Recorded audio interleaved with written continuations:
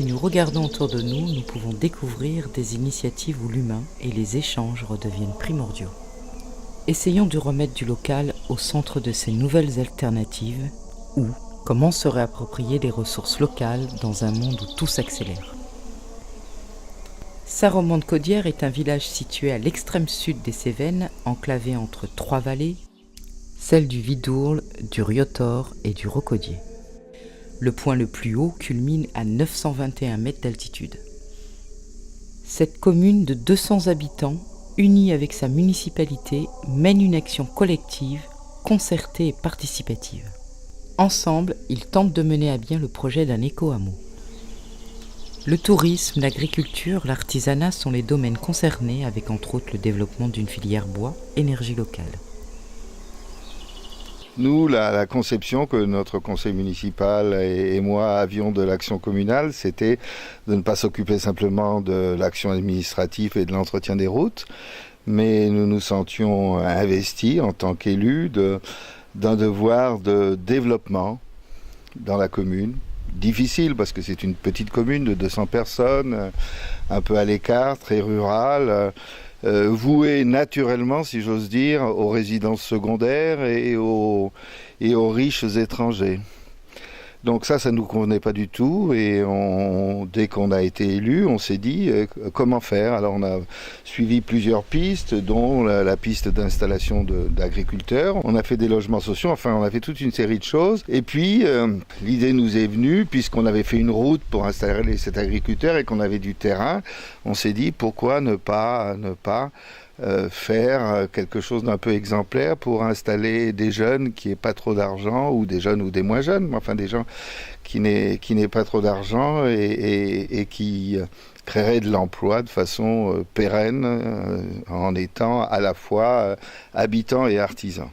On crée un hameau de toutes pièces au milieu de la montagne et on va installer là 5 personnes auxquelles on va vendre un terrain avec eau, électricité, téléphone de 1500 m² environ pour au maximum 20 000 euros, 5 fois moins que le prix du marché.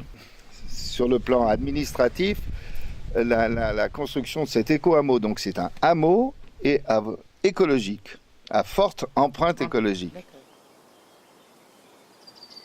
En fait, ce concept d'éco-hameau, il faut l'entendre comme éco-hameau d'artisans. Très très important de créer une activité et de permettre à des gens de se faire des projets de vie dans la commune, alors qu'à l'origine ils n'avaient aucune possibilité de prétention à venir s'installer ici et à y construire une vie.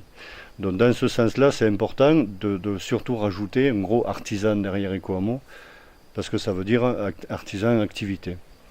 On peut pas faire le pari sur l'avenir d'une activité humaine. On peut simplement lui donner ses capacités à s'exprimer. Après, c'est à elle de composer, c'est à elle de vivre et de grandir et d'évoluer, et pourquoi pas se développer.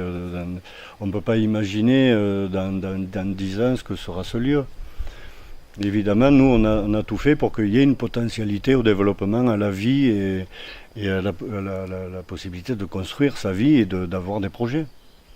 Le développement de la filière bois, lui, il remonte encore en amont, à l'époque où Philippe était maire et où on se posait des questions sur que pouvait être le développement local. Le premier constat qu'on peut faire, de toute façon, sur la commune de Saint-Romain, c'est qu'on se retrouve au milieu des bois. Donc la première évidence qui nous saute aux yeux, c'est celle-là. Donc par rapport à ça, on s'est posé la question, qu'en est-il de ces bois ? Et si on considère 80% de la zone boisée, c'est du châtaignier. Et ce châtaignier n'étant plus exploité depuis une 50aine d'années, ce châtaignier est en train de mourir. Le propre d'un projet local, c'est quand même aussi de pouvoir réagir au cas par cas, vallon par vallon, espèce par espèce, et propriétaire par propriétaire, qui chacun ont toujours un désir différent quant à l'exploitation de leur bois. Le local est beaucoup plus adapté qu'une société industrielle pour faire ça. Je dirais que la difficulté, elle se situe dans le sens où on a une grande chance de se retrouver ici, de pouvoir avoir une prise sur le local, et en même temps c'est un grand danger parce que le local, lui, n'est pas la solution. Le local s'inscrit dans le général.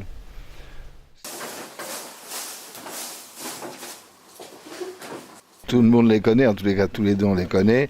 Gauthier et Béatrice sont installés depuis 25 ans environ dans la commune, depuis une vingtaine d'années, on le disait tout à l'heure, dans cette maison-là.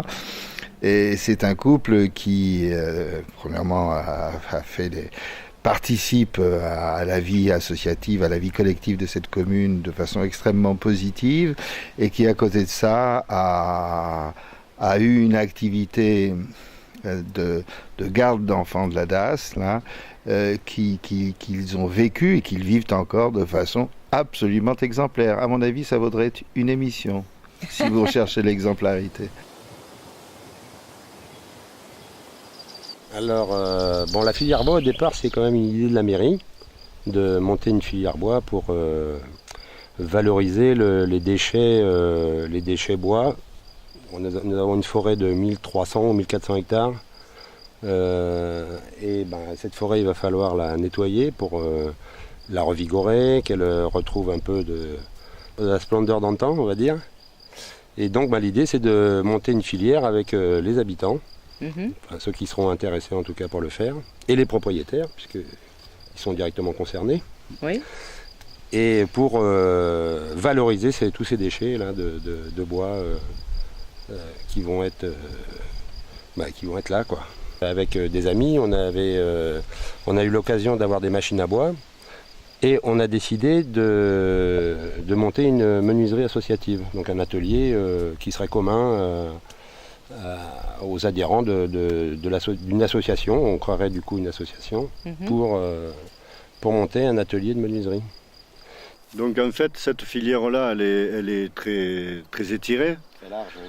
Très large, dont l'association elle s'occuperait de tout ce qu'il y a comme entre guillemets gros bois, c'est-à-dire le bois d'œuvre plus le bois de feu. Et la mairie s'occuperait elle de tout ce qui est broyé, c'est-à-dire plaquettes, BRF.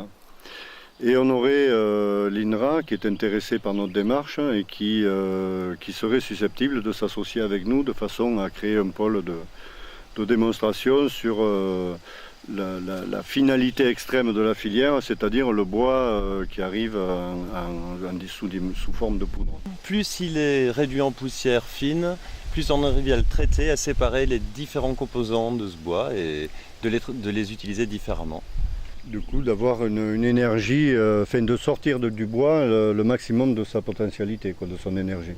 Ce qu'on va faire aujourd'hui, ça va préserver la forêt et ça va préserver l'état dans lequel elle va être dans 30 ans.